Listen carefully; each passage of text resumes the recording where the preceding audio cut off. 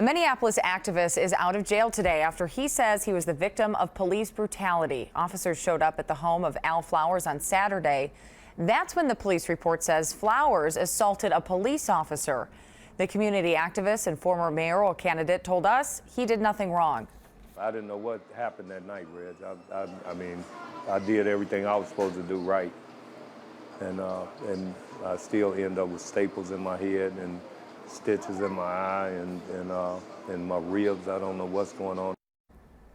Flowers tells us the officers came to his home saying they had a warrant to arrest his 16-year-old daughter. When Flowers asked to see a copy of the arrest warrant, he says officers responded with violence. The police report is pretty vague, but says Flowers assaulted an officer, tried to flee, and obstructed justice. I am frustrated. I'm sure our entire department is frustrated because we cannot talk about what happened as this case moves through the legal process. For that reason, I am asking you and the members of the general public to please withhold judgment. At a news conference yesterday, Minneapolis Police Chief Janae Harteau asked the public to be patient while the incident is investigated. Flowers told us he also wants people to remain calm until the investigation is complete. The Hennepin County Attorney's Office could file charges today against a Minnetonka Beach man accused of running over his wife. 57-year-old David Meters accused of driving a vehicle over 57-year-old Diane Rawlings Meter Thursday evening. Police say it appears alcohol was a contributing factor in this case.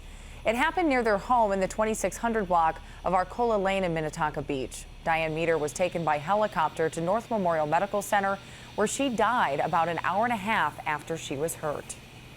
Authorities are investigating a motorcycle crash following a high-speed chase from St. Paul into Wisconsin. State Patrol says the chase started when the motorcycle was stopped for speeding, then raced away at speeds reaching 120 miles per hour. Troopers chased the motorcycle from St. Paul toward the Wisconsin border, but authorities in St. Croix County decided to discontinue the chase when the driver crossed into Wisconsin. The motorcycle crashed in Wisconsin, but police have not released the driver's identity or any injuries.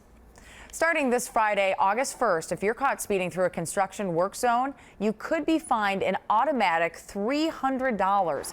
That's on top of a normal ticket surcharge. This new state law was passed during the last legislative session. During the past 3 years, 31 people have died in work zone crashes, and Colonel Matt Langer says they'll also be looking for distracted drivers.